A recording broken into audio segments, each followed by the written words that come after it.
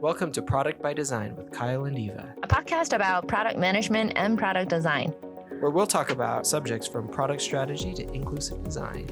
Every episode, we just have a good conversation about all the things that you may already know or not know, and occasionally we'll have a guest from maybe engineering or other product managers and designers to talk about all these topics.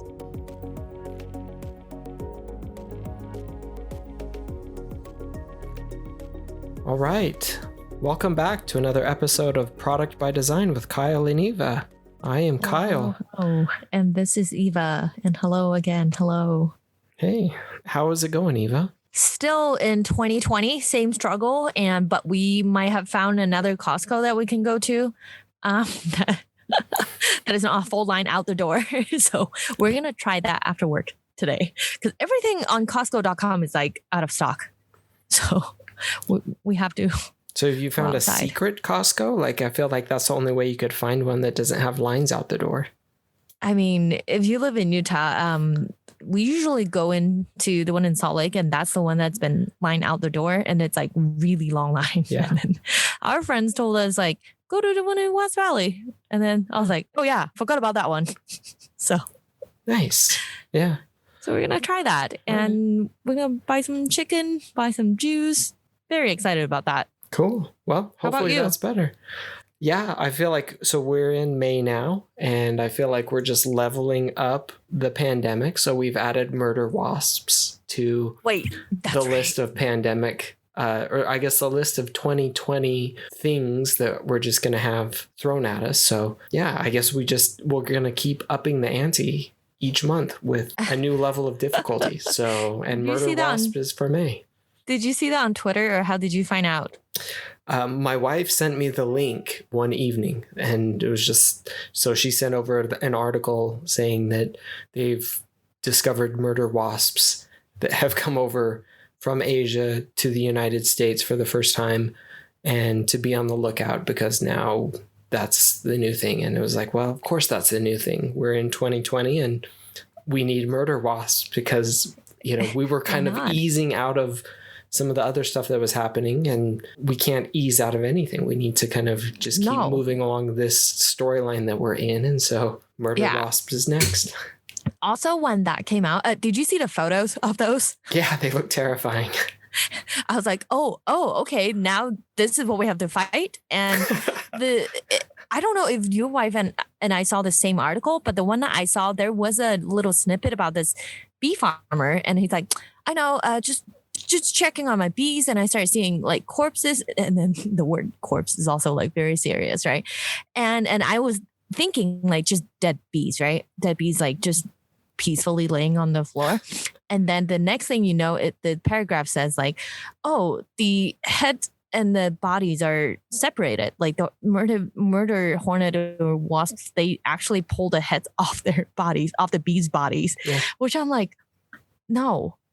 What? That seems outrageous. You know what I'm saying? Like a bug killing another bug shouldn't be like, I'm going to pull off your head. That doesn't seem a bee thing or a wasp thing to do. No, they sound super vicious. Like, I don't know, like the kind of thing you don't want to encounter. Yeah, I had a yellow jacket last summer chase me down, and it was not a pleasant experience, and it stung me on my shoulder.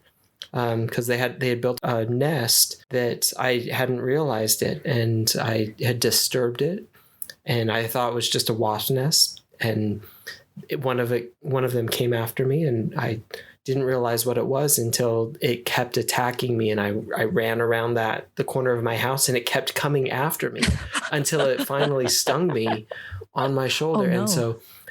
And then I followed it back as it flew back to its nest. And that's where I discovered where the nest was. And I ended the entire nest. But if did you throw like sulfuric acid on it, or what happened? No, I got a whole bunch of wasp spray and then got in there and just went crazy with it. But if murder wasps are more intense than that, and I suspect that they are, like, it's not going to be, you know, one of them come after you and then lead you back to the nest and you just end it. They're going to come after you like with a vengeance until they kill you.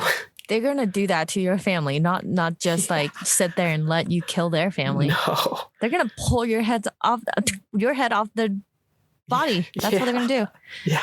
And the one thing that scares me about that too is that like I don't know if it's intentional that they have to, of course they're from Asia, and I'm like, please, can we go easy on the origin? Like, we talk about how a virus doesn't have a nationality. They don't target people or whatever. And then now it's like, I know, but can we go easy on that narrative? Like, the Asian trying to kill people narrative has been going on strong in 2020. So yeah, now we're apparently releasing murder wasps to wasps. It's just a weird word to say too. Anyways, So yeah, trying to kill the whole world. Yeah, we keep leveling it up, and I'm not looking forward to what the next levels are, whatever comes next. We're going to see frogs coming down from the sky, and that will be it. Yep, cool. And now I'm like, are you sure we want to talk about product design, product management, all that? Because it's like, is the world going to end tomorrow? Yeah, I don't know. No, not tomorrow. I think, we'll probably keep this storyline going for a while longer, I would imagine. I hope so anyway. I guess we'll see. We'll see. Yeah, beginning of the year, we thought that we were going to go into war, and then Kobe Bryant passed away, and then now we have pandemic, and now murder wasps. Yeah. What else? All right. Yeah, it's quite the year. On that note, should we talk about some product and design stuff? Something that is not depressing or going to kill anybody. Yeah.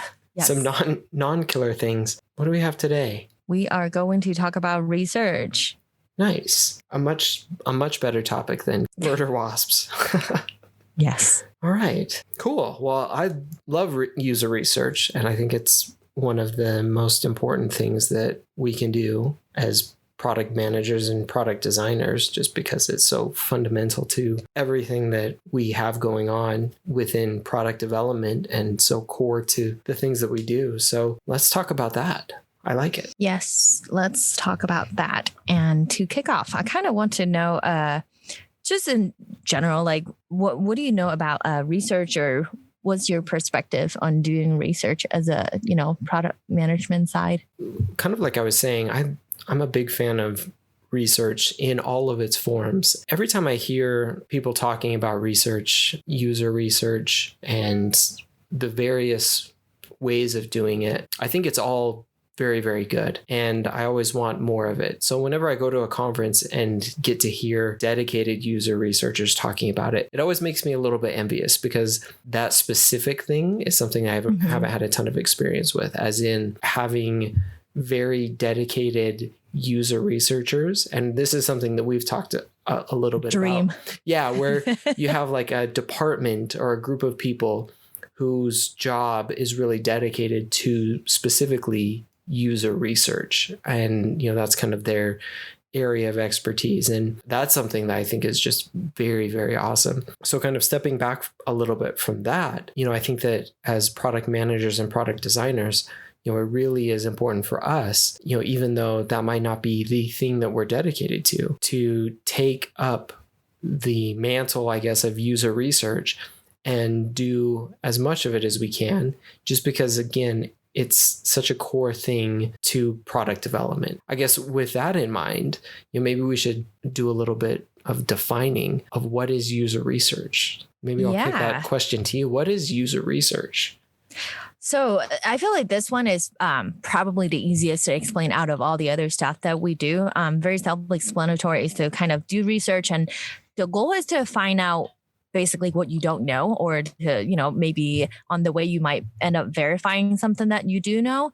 But the goal is so that we get, as we look at our own product day in and day out, all day, every day, we get out of that mindset and just kind of come out and talk to users and interact in it with people that are actually in it for the reason why we built the product, so that they can tell us more and then things that we don't see, so that we don't become basically trapped in our own mind of what we think towards our own products. And because when you're too familiar with your own product, that's when you're like, I know everything already. I don't, I know exactly what to build. But then doing research can help a lot of just, again, keeping you informed as a designer, as a product manager, and just also help to find out what to build next.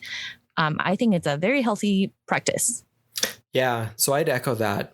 Like if we were kind of fundamentally defining what it is, like user research really is about understanding what the needs of users are and understanding how they're going about solving currently the problems that they have, and maybe understanding a little bit better about what their needs and use cases are so that we can hopefully find better ways to answer their questions and fulfill their needs and solve their problems for them, hopefully through the use of the products that we have or whatever it is that we're offering, but ultimately finding better ways to solve the problems of our users and really just having an in-depth knowledge of what their world looks like, what their problems are, and really understanding our users. And I feel like that's the core of user research. And there's, different phases of where user research falls. So if we're kind of in a discovery phase or if we're already in a development phase,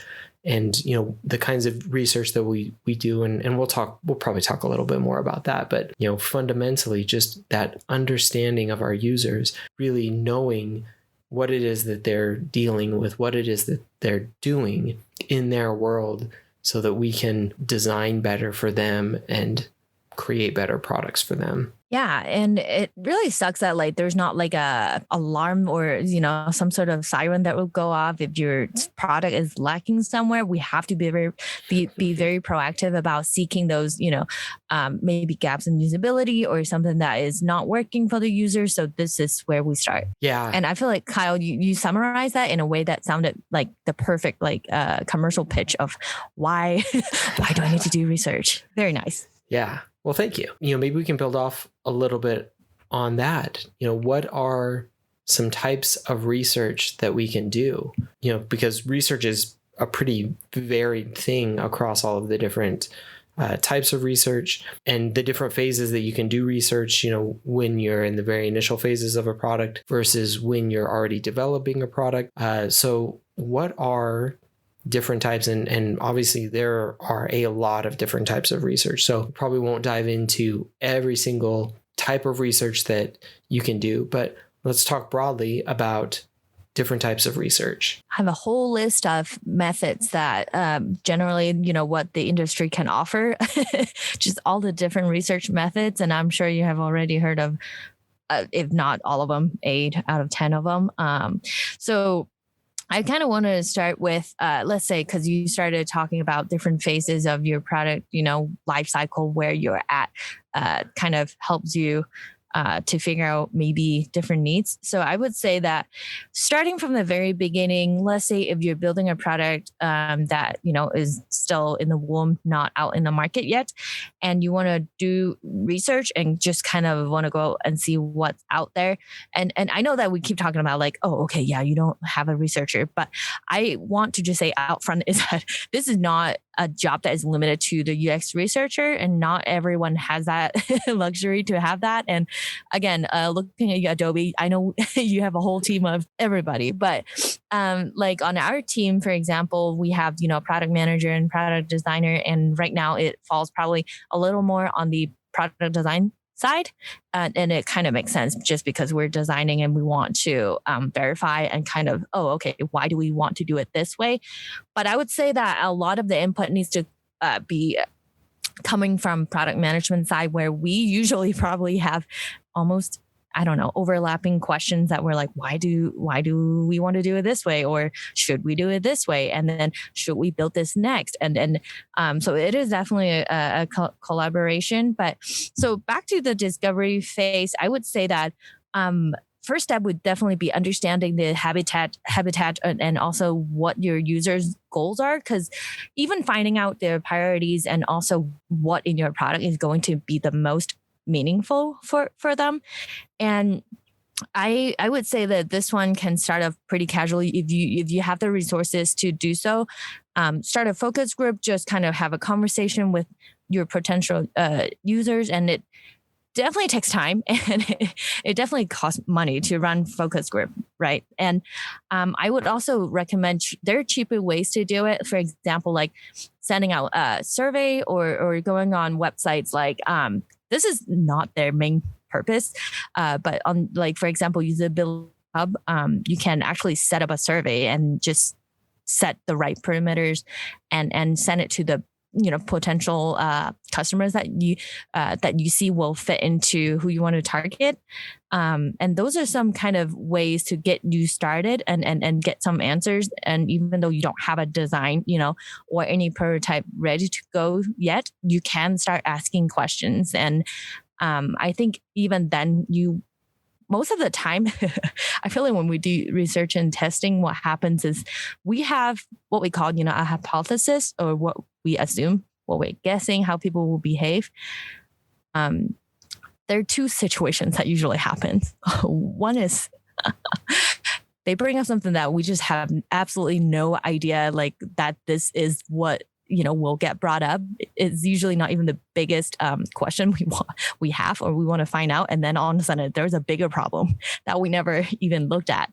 And then the second scenario of what can happen is that they are answering exactly what we want, what we're asking for, but something that is completely opposite of the hypothesis.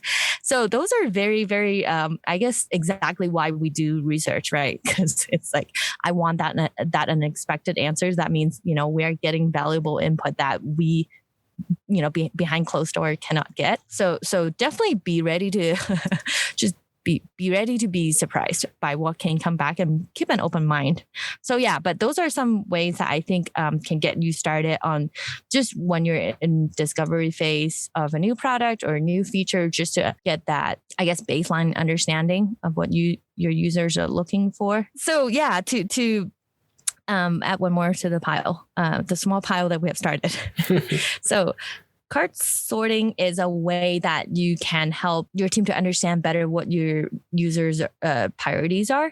For example, this is an example that I saw from Convey UX, the conference I just went to in Seattle, is that this presenter, they were building a messaging app. And then when they were doing cart sorting, they're asking questions like, by asking questions, I mean, those carts that they have are different scenario of what type of messages or specific scenarios. Like, actually, let me give you the exact example of what's on the cards. Might be easier.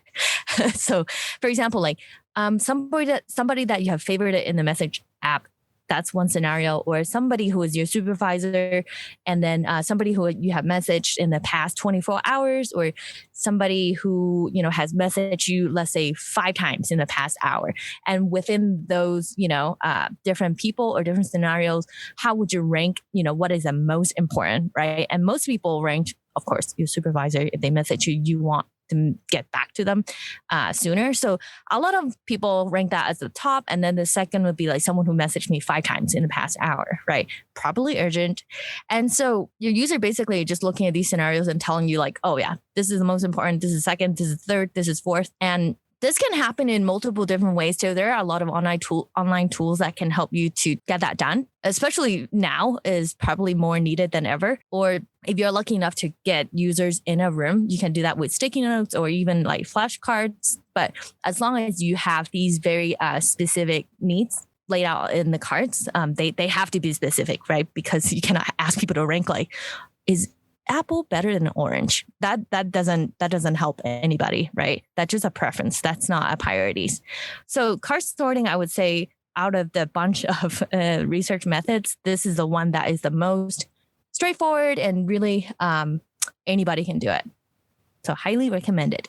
So yeah. So we've touched on a couple different research methodologies. Are there some other ones too that we should mention as ones that you can use for like different scenarios? Yeah. So there's actually more than what most people have time to do, which is a great thing. So just take, what works for you, right, with the time that you have. And in the show notes, we can include this list. So on usability.gov, they actually have a fairly, I would say, good comparison table of just user research basics. And it talks about, cart sorting that I just mentioned, and contextual interviews and first click testing, all these different ways and what they can or cannot provide for you. And like I said, if you don't have the design, what method can you use? And I think this list will give you a lot to, start Googling and also just start investigating. But one more method that I really want to highlight in that list is focus groups. And this is probably an idea that is the most heard of. I think that's something, if you have been in marketing, you know exactly what that is. But focus group is something that I also highly recommend, because then you can have face-to-face time with, users to really get a full picture of what their world looks like. I think the one thing that you can miss, but I don't want you to miss, is spend that time to understand your user's world, because for you, you're building the product all day, every day. But for them, this might be something they use, let's say 2 minutes out of their day. So definitely understand what is going on in that 2 minutes. What do they need the most, right? And understanding why they have that need at that time during that day. Questions like that is very important for you on the product team to kind of paint that picture of why certain features are going to be more important for them.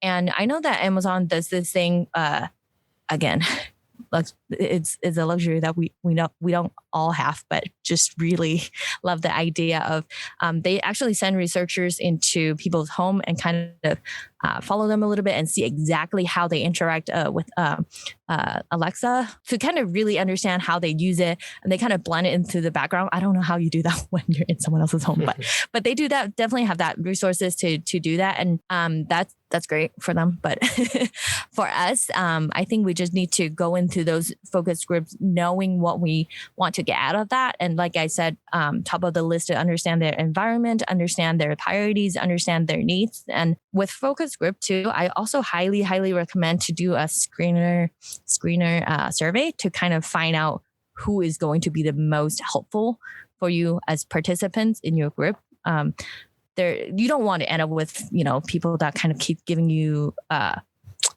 guess, they're not going to be the most beneficial to what you're looking for. Like, for example, if you're doing like a food ordering app, right? Doing a focus group, you don't want someone who's like, you know what, I just don't like the idea of it, or I don't want to ever order food.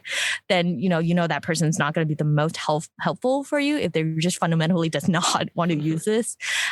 Just for example, yeah, that screener survey can be really short, but again, just make sure you're asking questions about their priorities or habits to make sure you're getting participants that will help you to find out more about your users. Nice. And, you know what? Speaking of that, I have one more that I want to bring up. Besides all the yes that I just mentioned, there's one that I think is very interesting. A lot of people talk about user persona. I have strong opinion about personas. So before I go into that, Kyle, I know, persona. What do you think of having user persona? Ooh, user personas. It's a good question. And I'll go with my standard product answer, which is, I think that it depends. I think that they can be useful tools. And I think that a user persona isn't like a necessarily end all be all answer. I think that it is a good exercise, both in the creation of user personas and in the discussion and thinking that can help generate, as far as like, how does a person using our product think about it? What are the different types of people who will be using it, and the different ways that they might be using it and approaching it, depending on the type of person that they are.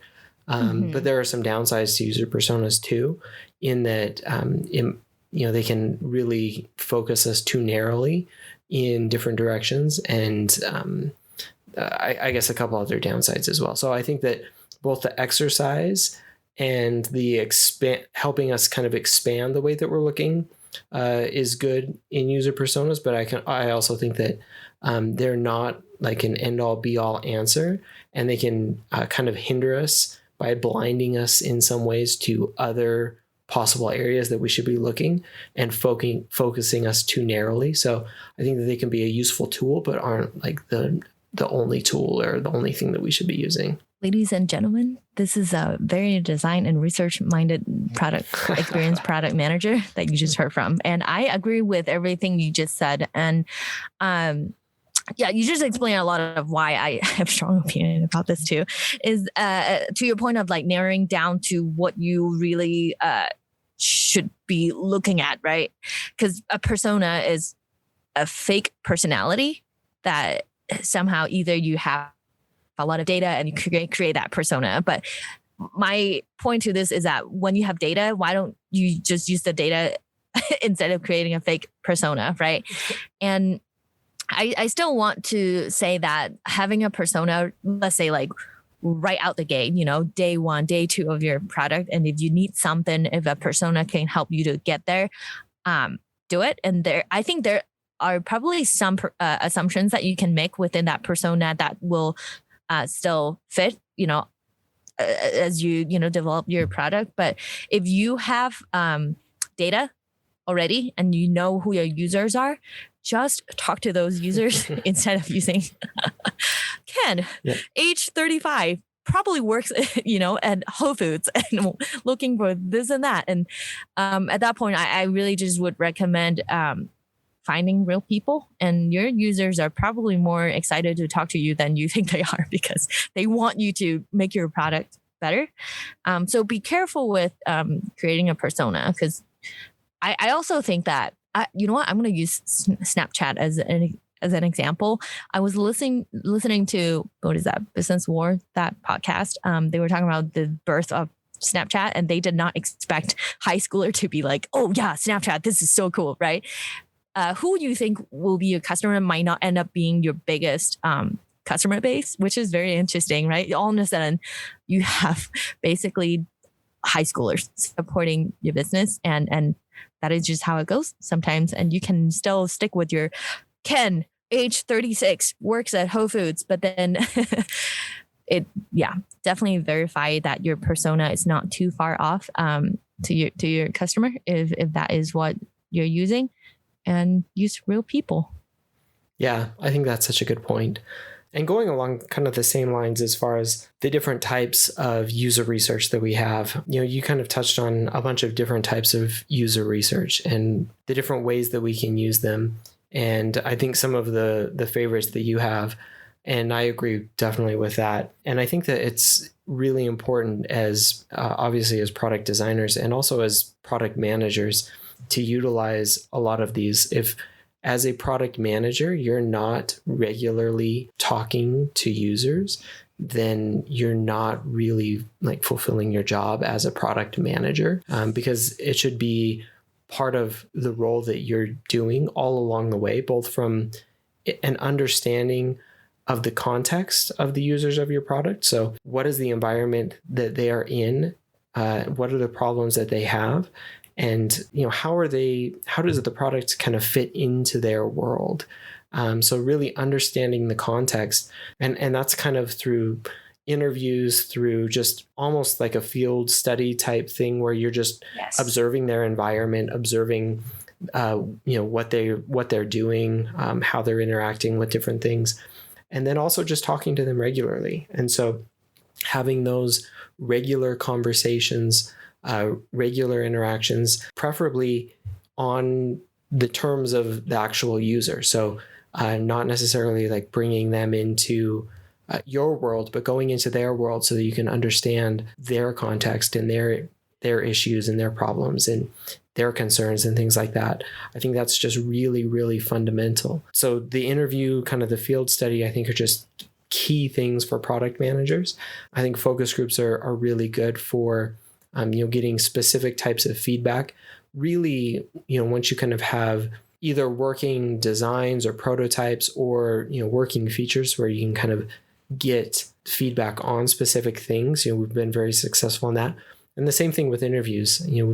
I've had a lot of success taking either prototypes or mock-ups or, functional pieces into basically interviews where we'll set up an entire day of interviews and we'll just pull in users and go through an entire day of just asking people walk through this and give them kind of a scenario and say, okay, try and accomplish this thing and just walk us through what you're thinking and tell us about some of the concerns you have or some of the different things that you're trying to accomplish, or why did you click there, what are you doing, those types of things. either in person or on Usability Hub or other tools, the cost of doing research has come down so significantly. If you think about over the past, not just decade, but even the past few years, the ability to get out and do research in a meaningful way, the cost is so much less than it was not that long ago, that there really isn't any excuse.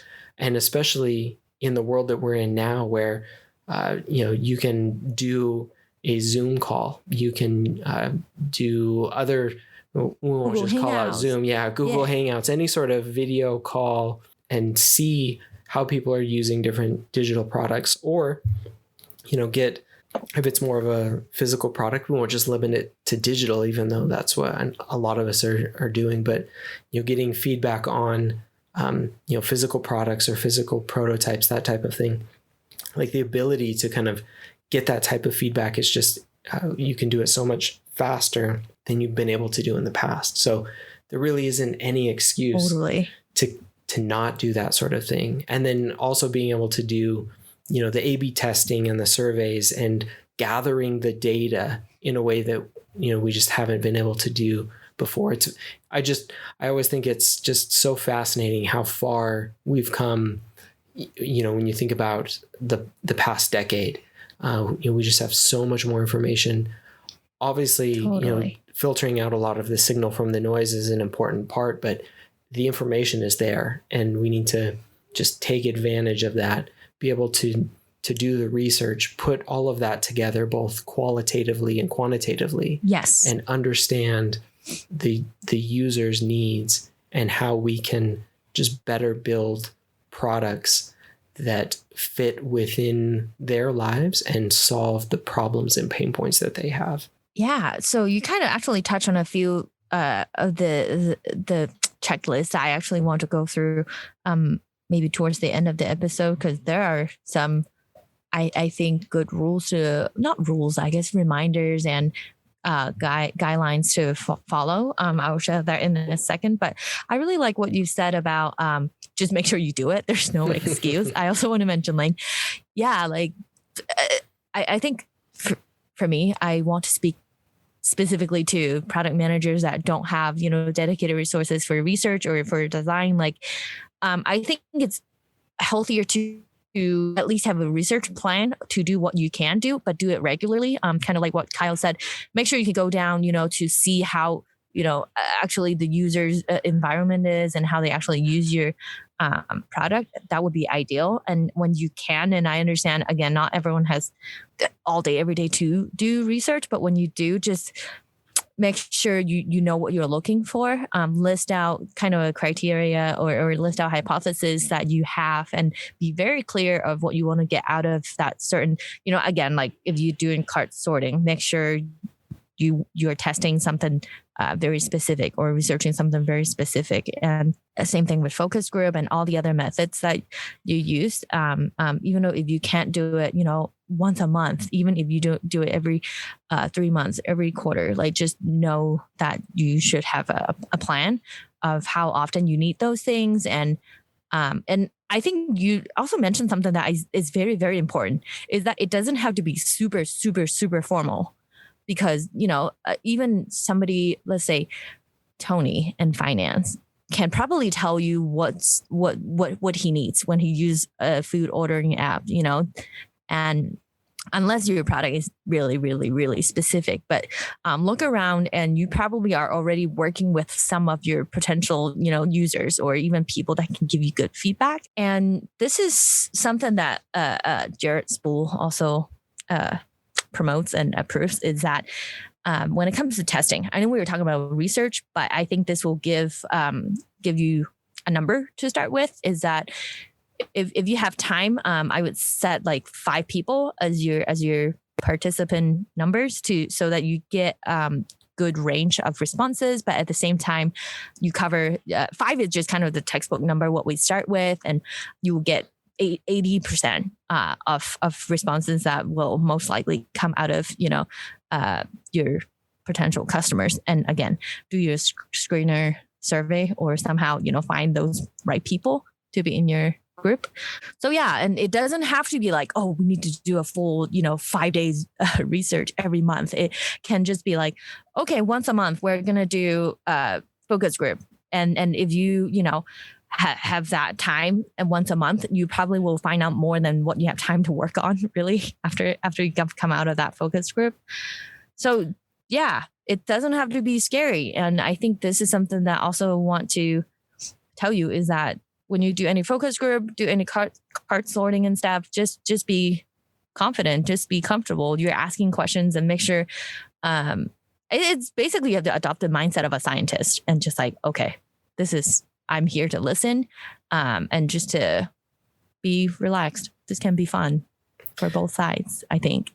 Yeah, definitely. And I think of it a lot like building a muscle in that, doing anything is going to be better than doing nothing. And starting with something, even if you're not doing it perfectly like you would want to, or like a dedicated user research team would do, is fine. And doing it once a month or once every 3 months is better than doing nothing at all. Doing it, twice a month is better than doing it once a month.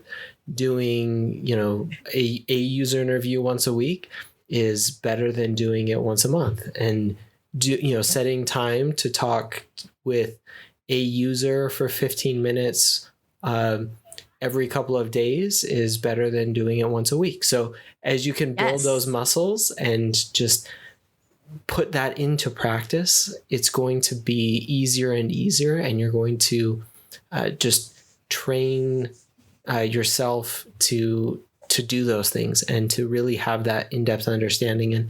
And again, it doesn't have to be like a really formal thing. You can do more formal things where you set up entire offsites and bring in people and do focus groups or do all day, interviews where, you're testing out different concepts and things like that. Or it can be really informal, few minutes to just get some feedback or to understand how people are using a product, or just get an idea of what is a problem that people have and, test, even if it's not necessarily the target audience or the target group, hey, test this thing out for me for just a minute and just, walk me through the thought process. Because when you're in a product all day, every day, as, product designers and product managers are, you tend to start to miss a lot of things that just everyday users who aren't as focused on it, they see a lot of things that we don't. And so getting out of that for just a minute really helps refocus your mind around how other people think about it and the problems that they have. Because, we're not necessarily designing for ourselves. It's great that we're users. It's great that we know it in depth, but the problems that other people have aren't necessarily the problems that we have. Yes, I really love the way you put that too, is that it's so true that the problem that I have is going to be very different than what another person would have. And I want to use this example too, is when I was working full time on our data entry tool, and each team, just because the business requirements of how they sell is very different from one team to another. And it's just the behaviors were just vary so widely that we're like, wait, they're doing what now? But the other team is doing this other opposite thing. It's very interesting. And it was also really fun that I had the luxury to really just go and walk next door to see my users. And there are like 200 of them right there. and that's something that I think right now working on e-commerce, which is not something I can just go into someone's house and be like, perfect, let me see how you use this, right? It's very different. So whatever you can do it. And again, if you really, really, really don't have time, setting up a survey on like SurveyMonkey, Usability Hub to really just get some responses. It might take you like 15 minutes to send it out, and then it costs $5 to $10. And again, set it for 5 people, and you'll get some responses in 2 hours. That's something that I think is very feasible if you're really, really, really short on time, short on resources. So definitely recommend that.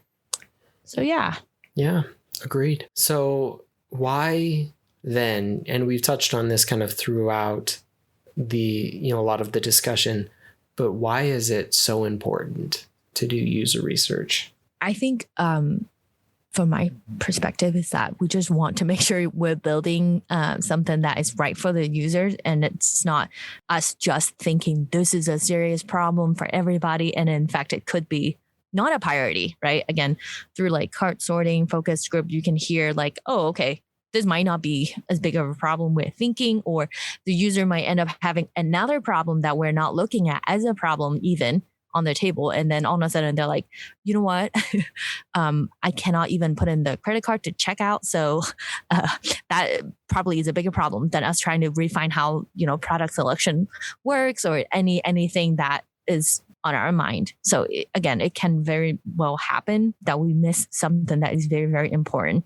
And I want to use the same example I brought up, I think not last episode, but the one before is, I know I brought up how Sephora had this pop up, or is it from one of our meetings? This is probably from one of our meetings. Now I'm mixing it all up. But so Sephora had their marketing department, basically put out this banner that says, install this app. It pops up from the bottom, right? But then the bottom is also where they put the checkout or add to cart button. And for some reason, they pushed it out, and then sales started going down because no one is adding anything to cart on mobile. And all of a sudden it's like, why is that? Why is no one buying? And we're just sitting here thinking, well, everything's working. QA says that nothing's broken. And little do you know that, the user cannot add to cart. Just, if it's that big of a problem, I'm sure you'll find out before you run a focus group. but those are things that could very well happen, and you just have no idea. And especially nowadays, there's such a wide spectrum of devices that you can use. You can browse, on websites on your Xbox, and you can do it on your phone. And phone, you have iPhone, you have Android, you have so many different devices that there's just no way for us to understand, sitting at our desk with our own personal device to understand that wide spectrum of what everybody needs. So this is very, very important to find the right problems to solve, I think. So yeah, what do you think? I agree completely. I think it's really about informing the design, the direction that we're taking, and gaining additional insight into what users really need. We can make a lot of assumptions and a lot of our best guesses, which a lot of times are right. Hopefully that's because we have good gut instincts about that sort of thing, and we've done a lot of research. But at the same time, we need to be informing that direction and those insights with additional research, and really validating the fact that what we're doing is in fact the right direction, and that we're on the right track, we're designing the right things, we're going to be building the right things, and that we're ultimately creating the right products for our users that are going to deliver the right experiences and deliver the right value for our business. And those are the types of things that we understand, and that's the type of insight that we gain through talking to users, through doing focus groups, through doing interviews, through looking at the data, doing the A/B testing, and doing all of this research that we've been talking about. That's how we come to those conclusions and understanding. Without that, it's very easy to get on to the wrong track, or it's very easy to miss in different directions. So not necessarily that we would create an entirely wrong thing and just go in the opposite direction, but to not be as focused in and dialed in to the right things that we could be doing. And that's, I think, really the bigger risk. Not that we would be completely and utterly wrong, but that we wouldn't be as focused in on the right things as we could be. And that's where the research really helps us kind of hone in on where we should be going and the direction that we should be focused on. So glad that you brought up the intuition and the guesses that we can make too. And is that the reality is that we cannot make every single decision after we want to run, a focus group and all that, right? We still are making decisions based on what we know. And the nice thing about doing research, and if you have research as a habit, as a, monthly activity, however long you have it, you will actually start to build up that intuition based on what you have learned from your research. And the more research you do, the more you'll be able to have that reflex of like, oh no, our users probably wouldn't, react this way towards this feature because of, something that just you'll be more informed based on your research because you have, been doing it, and you should know what world your users are living in, and just it will help you to make those day-to-day decisions a lot better too. Yeah, and it really is about seeing kind of the world that users are living in, which, a lot of times you don't get to see unless you go out and just experience it for yourself and understand. And even users don't get to, fully tell us, or they can't really express to us fully what that looks like for them. And there's just numerous times that's been the case where, we'll have users kind of give us feedback as a product team about things that they want or think that they need. One experience was in one of the products a while ago that we were developing. One of the pieces of feedback that we got was they wanted a button for an export. They wanted to be able to export to Excel. And so that was a constant piece of feedback that we were getting. And so it was like, okay, let's go actually see what people are doing so that we can kind of understand this a little bit better. And so we went out and just started looking at what people were doing rather than kind of put an export to Excel. And that's where we started to see that it wasn't about exporting to Excel. It was about getting the data from our app into another app. And so we could have done that through an export to Excel, or we could do that through a direct integration. And so all of a sudden it was like, well, do we want to do it through multiple steps? Or if we could simply do it through one step and give them, a direct integration where they could say, okay, move it over here now in one single step. And that was a much better experience. But the reason everybody was saying, give me the export to Excel, because that was the experience that they were used to in all of the other things that they were using. So they were just, saying, give us the export to Excel because all these other apps that we're using have export to Excel. And that's just the process that we're used to. When we went out and actually saw and observed what they were doing, we realized that there's a much better solution to the problem that they had. And so really understanding what the need was rather than just what the proposed solution was a big part of what we understood just from observing and watching them in action. And so those are the kind of insights that you can get from research that are so critical to creating the best experiences. And you can create good experiences without doing it, like just getting the feedback and giving an export to Excel button would have been good, but you can kind of take it to the next level and really get the great experience by understanding the context that the users are in and then solving the right problems. This is such a Henry Ford moment. It's like, I want a faster horse. Yep. No, here's a car. Yep. So yeah, that is such a testament to that. I really like that. Yeah. I know we're approaching the end. I just kind of have a short list of some quick, reminders. How do we call them? Quick guidelines of just what to keep in mind as you dive into doing more research or continuing to do research.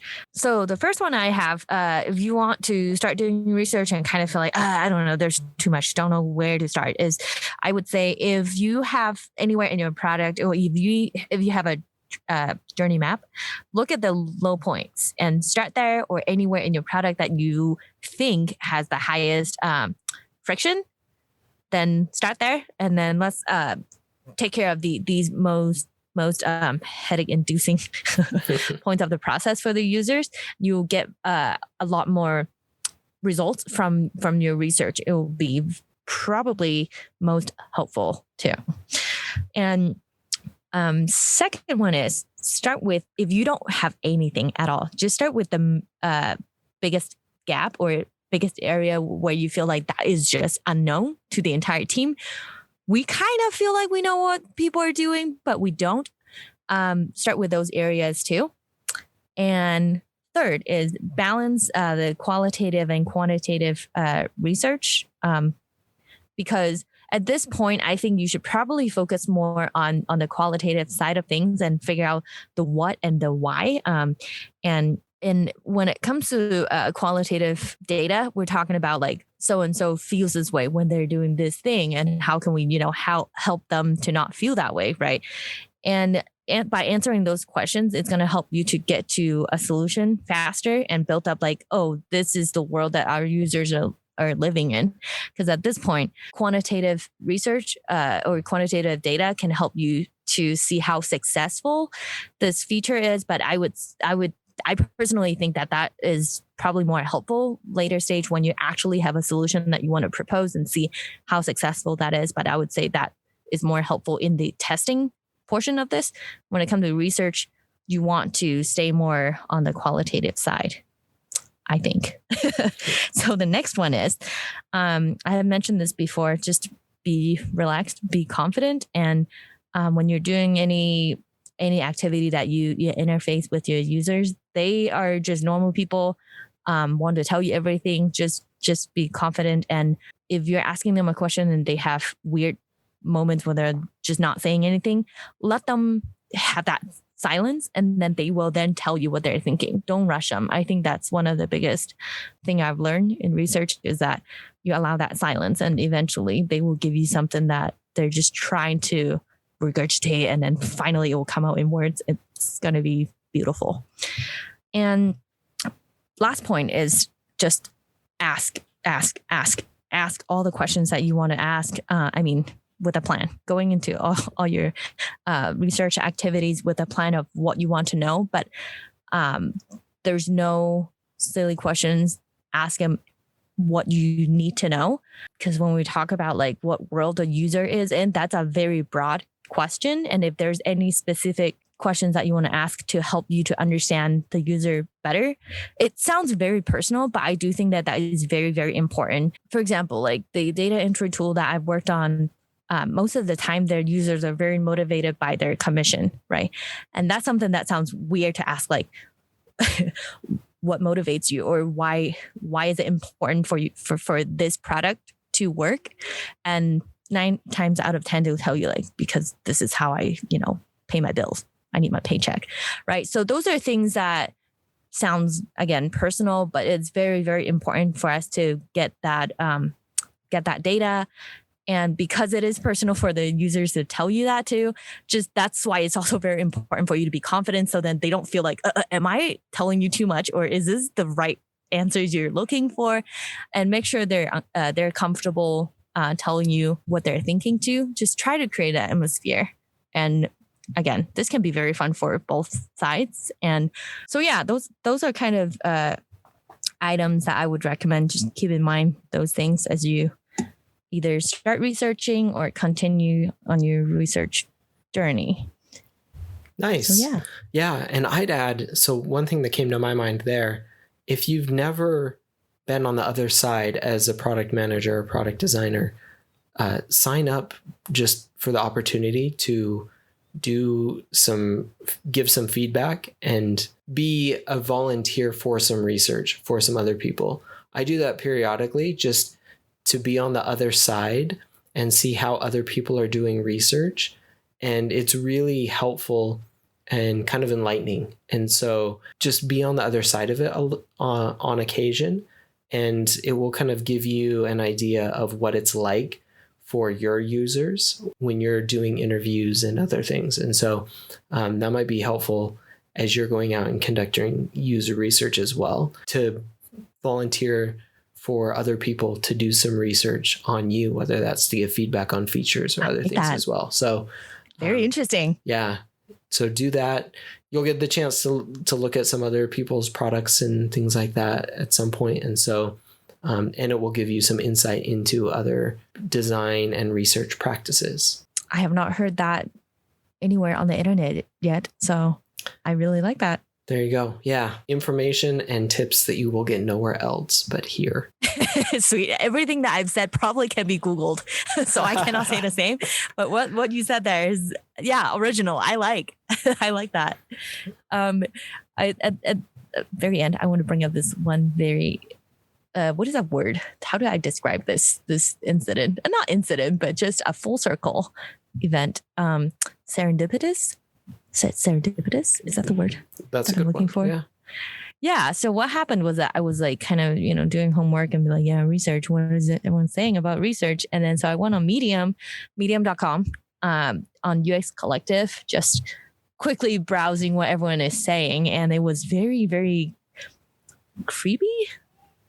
Because I saw this article, I was like, oh, very interesting. The article is titled, "Stop Doing User Interviews, Start Having Conversations, the Case for Relaxing in User Research," which I was like, yeah, I like that. That's, something that we, in this episode, we kind of, constantly talk about, and just like, yeah, talk to your users. Guess who wrote that article? Who? Guess. Make a wild guess. Not Henry Ford. I'll tell you that. Ford. I don't know if I've got a good guess. Okay, so again, I'm gonna butcher her name. It's Nicola Rushton. There you go. Yep. I was like, what? And I mean, I'm not surprised. Like, someone who's active on Twitter is writing a Medium article, but I was just like, oh, wait a minute, it's the same person that I really like from before, and. I was thinking maybe one of these days I'm going to reach out and be like, hey, you want to come on the podcast? We're going to interview you because you're saying a lot of things I like. So we'll see. But yeah, everyone go read that article too. It's pretty cool. I keep stretching this episode, but the last thing I want to bring up is the one thing that she brought up in her article is embrace non-formal language. There's something that is, I cannot say out loud on this family-friendly podcast, but it's just basically don't sound like a researcher when you're going in there. Just sound like a normal human being trying to understand another human being. I really, really love that point. So shout out again to Nicola, and I think I should probably reach out to her and tell her that she was mentioned in this episode and the other one. So. Okay. That is it. That I think that was my also weekly shout out to, again, to the same person. Yay. Nice. Shout out. And we need to get her on to the podcast here. Yeah, I think she's in Australia, so we might have to stay up at like 4 a.m. for the interview, but you down? Yes. Something. We'll find a time. Absolutely. Yeah, we'll find a time, but yes, absolutely. For a great guest, we will, any hour, any time, we will make it happen. That's what we do here. I was like, yes, sure.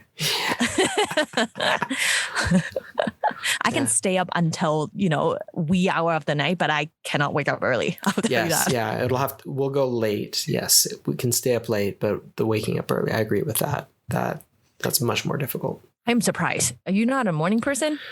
I would consider myself much more of a night owl than a morning person. So yes. Yep. I almost feel like everyone we work with is morning person, which yeah. We need more of night owls. Yeah. Sweet. Cool. All right. Well, that was good. Anything else? Don't sue me if anything I say you don't agree with, but tweet at me if you want. Would love to have a conversation. And and again, we have a new-ish Twitter, so tweet at us. Yes. Tweet at me. Tweet at Kyle. Yes. Don't start fights with me, please. No. Civilized debate on Twitter. We'll be there. I feel like that's too much to ask for on Twitter. Semi-civilized debate on Twitter. Let's end there. We just want civilized debates. So thank you so much for listening. Thanks for listening. If you enjoyed this episode, be sure to subscribe on your favorite podcast app. You can find out more about us and our podcast on our website at productbydesign.co. You can also follow us on Twitter at prodbydesign. That's at prod_by_design. You can follow me on Twitter at Kyle Larry Evans, and you can also find Eva on Twitter at Yan Chow Chow. See you next time.